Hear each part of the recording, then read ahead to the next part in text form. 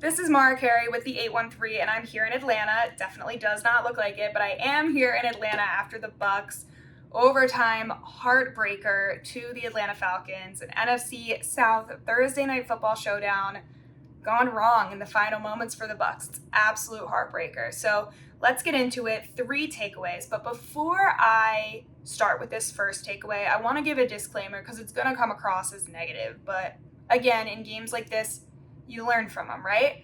The Bucs rookie class has been phenomenal. Between starters like Jalen McMillan, Graham Barton, Tyke Smith, they've done a fantastic job gelling. Then you also have Bucky Irving, who's taken on a ton of snaps. He's really seamlessly transitioned into the league, done everything that the Bucs have asked for him. Well, tonight, a lack of experience caught up to 2 rookies. This isn't to bash them, but this is just to say that's what went wrong. The moment was huge, and these 2 guys maybe haven't had that moment before. So, in the fourth quarter, all the Bucs needed to do was maintain possession, probably kick a field goal. They were within range, or better yet, find the end zone. Bucky Irving, super reliable back, had the ball. One of the best safeties in the league, Jesse Bates, punched it out. Atlanta gets possession. These things happen. There may have been a face mask that was not called. Either way, Irving lost possession and Atlanta gained it. That is why you have these veteran studs like Levante David, who's going to come in 4 plays later and pick off Kirk Cousins in field goal range. So what does the Bucs offense need to do? They need to kneel it out. Maybe run it a few times, victory formation, kick the field goal, extend the lead. Game's done. Leave Mercedes-Benz Stadium with the dub. That is not what happened. And that again goes back to that lack of experience. Graham Barton at center got called for offensive holding, starts to put the Bucs out of range. Bucs have to punt. Koo kicks the field goal, takes it to overtime. So again, it's those rookie mistakes that it's a lack of experience. Now you put those 2 in the same moment again, do I think it's going to happen? No, I don't.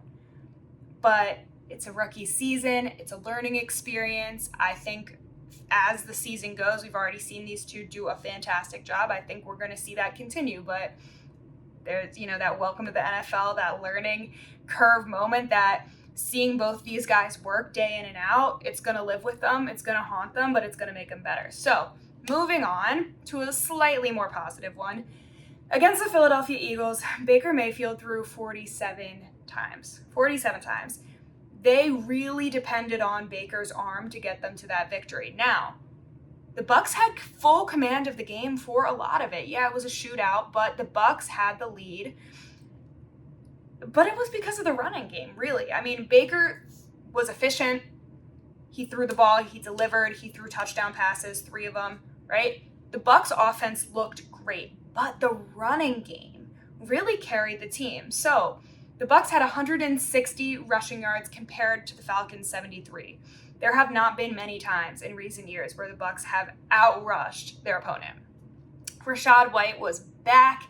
He had a 10-carry, 72-yard outing, 7.2 yards per carry. One of them, a lot of that is to credit for a 56-yard run down the sideline. Real big, flashy play. He broke one. Tell he was feeling great from it. Bucky Irving had 9 carries for 44 yards and 4.9 yards per carry. So really great overall performance by the run game. Not included was Baker Mayfield, right? Baker Mayfield was escaping the pocket, extending plays constantly. A lot of that has to go back to the offensive line doing their job, blocking, giving him time to go through his reads, make the decisions. And Baker Mayfield was able to consistently extend plays on his feet tonight. So that's a really positive takeaway. Now, final takeaway. It's a great week to have a mini bye. The Bucs go into another divisional matchup on the road again against the Saints. They need time to heal, right? Down 2 receivers. Sterling Shepard did a great job, but still down Trey Palmer, down Jalen McMillan. We're still out Gedeke. Kalijah Cansey's out. Defensive line held it down, but still. Antoine Winfield Jr., that showed, need him back in the secondary. And then the injuries from tonight. A ton of players went down with severity is unknown, but went down with injuries regardless. So it is the perfect time for the Bucs to heal, take a break, get back on track, and get going ahead of a huge outing against the Saints next week. So not the outing we wanted tonight, but there are 3 things to learn from it, and probably way more. These are my 3 takeaways. This is Mara Carey. In the meantime, check out the 813.tv for Bucs content, and I will see you on the next one.